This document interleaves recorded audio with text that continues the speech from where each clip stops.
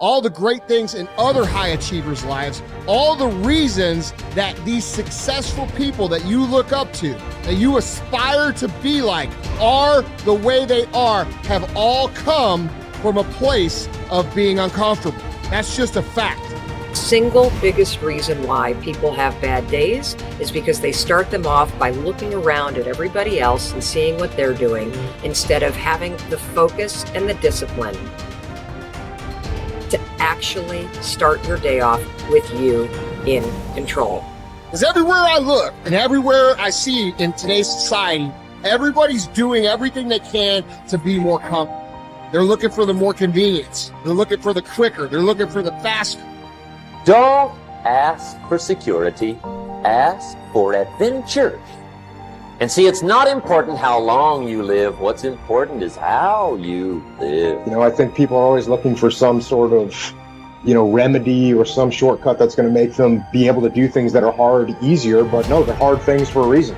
So they're going to be hard. If they were easy, everyone would do them. We go through life trying to seek security and not coming outside of our comfort zone, and we take most of our stuff with us to the grave. Ask yourself, what's blocking you? What's preventing you from acting? Why don't you have the courage to handle that? Why won't you face that? What are you running away from? What kind of avoidance behavior are you engaged in? Next is, what is the worst thing that can happen when you take action? But you have to make a conscientious decision that you're going to change. And it's not dependent on anybody else. Self-discipline begins with the mastery of your thoughts. If you don't control what you think, you can't control what you do. Understanding how to set up daily routines with alternating brain and body training and killing procrastination. Each and every day that you are breathing in this world, each and every day that you are doing something in this world, you should be focusing on getting better, not worse. Show me your character. Remain disciplined. Stay strong. When it all seems hopeless, keep plugging away. Nothing can stop you if you don't stop for anything. Don't stop for anything. Never break your discipline. Remain faithful to yourself and your vision. You should be understanding that, hey, I can't be this same person on a day in, day out type of way. I got to keep focusing and going further and going harder and going stronger and pushing myself until there's nothing else left to push forward. Okay, so let's say you pick a level of competition where you're always winning. It's like, well, all that means is you've picked the wrong level of competition. Yes. Because, let's say you're a grandmaster chess player and all you do is play amateurs, and every night you go home and congratulate yourself on what a genius you are because you just stomp these people left, right, and center. It's like, you're not a genius, you're a dimwit. Right. What you should be doing is playing people who are beating you as much as you can tolerate. Right. So maybe that's 40% of the time, maybe it's 60% of the time. But that way, because to be a winner, you want to be disciplined, you want to know what you're doing, and then you want to be on the edge where your skills are being developed. And if you're going to be on the edge where your skills are going to be developed, you're at a place where losing is always a possibility, because otherwise you're not pushing yourself beyond your current capacity. And so one of the things that I've outlined in 12 Rules for Life is a theory of meaning. Because meaning, as far as I'm concerned, the sense of meaningful engagement is the antidote to malevolence and suffering, essentially. Because you want to have a life that's so engaging that you think, despite the fact that I'm limited and that we're mortal and that life is tragedy and there's evil in the world, despite all that, this is worth doing. And I think that there's a technical meaning that genuinely exists, and that's the meaning that you get when you're in a domain where you have some discipline and some skill. So you're laying out your competence and your ability, but you're simultaneously pushing yourself to develop past where you are. That's really engrossing. What that is doing is expanding your competence. And so life is suffering and betrayal in many senses of the word. But you can adopt a way of traversing through life that is more powerful than the tragedy and the malevolence. It is hard to have the success you want. It's hard to have a jet and freedom and extra houses. And it takes hard work and it takes time. And there's no shortcut. I don't care what anybody thinks. There's no shortcut. Maybe you could have bought Dogecoin and you got lucky. That is the rarest thing in the history of the world. Ed and I would bet we agree. I don't even know. Neither one of us probably invested in crypto when all of our friends said to, because we didn't know it, we didn't feel it, and we missed it. So I'm so blessed if you did for you. But that's not where true wealth is made. You have to work 50% harder than you think you do. You have to get kicked in the teeth more than you think. You have to get questioned by your friends and family and look like the dreamer twice as much as you think. The people you thought were going to support you aren't. Some people are going to talk behind your back. Some friends are going to leave you. And guess what? It's worth every freaking penny. It's worth every moment, every disappointment.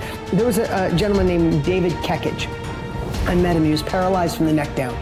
And not always paralyzed. I think it was a jogging car accident. And he had these Kekich credos. It was like a business card that folded out. And one of his Kekich credos, to make him positive, most positive guy you ever met, couldn't move anything below his neck, one of them was, living the hard way is easy, and living the easy way is hard. So before I answer this about multiple streams of income, I think it's really important I tell you this. Living the hard way makes it easy. I could blame a lot of people. And that's the book I was reading. And I put it off on everybody else. It wasn't until I said, you know what, for me to fix this, I gotta read what the f is wrong with David God. Not blame anybody. Read my book and say, okay, I'm afraid of my shadow. How can I overcome that? Go in the military, get your ass kicked, do things you hate to do, be uncomfortable every day of your life. Roger that. I'm not the smartest kid in the world. Okay. Instead of somebody saying, oh no, you're smart. No, don't say that to yourself. I said to myself, no, I'm a dumb motherfucker. Okay, roger that. How do you get smarter? Educate yourself. So the things that we run from the truth. We're running from the truth, man. So the only way I became successful was going towards the truth. As painful and as brutal as it is, it changed me. It allowed me to become, in my own right, who I am today. If you do what other successful people do over and over again, nothing can stop you from eventually enjoying the same rewards that they do. But if you don't do what successful people do, nothing can help you. Success is not an accident. Sadly, failure is not an accident either. You succeed when you do what other successful people do over and over until these behaviors become a habit. Likewise, you fail if you don't do what successful people do. In either case, nature is neutral. Nature does not take sides. Nature doesn't care. What happens to you is simply a matter of law. The law of cause and effect. You can look at yourself as a machine with a default mechanism. Your default mechanism is the almost irresistible attraction of the expediency factor. In the absence of self-discipline, your default mechanism goes off automatically. This is the main cause of underachievement and the failure to realize your true potential. When you are not working deliberately, consciously, and continuously to do be, and have those things that constitute success for you, your default mechanism is at work.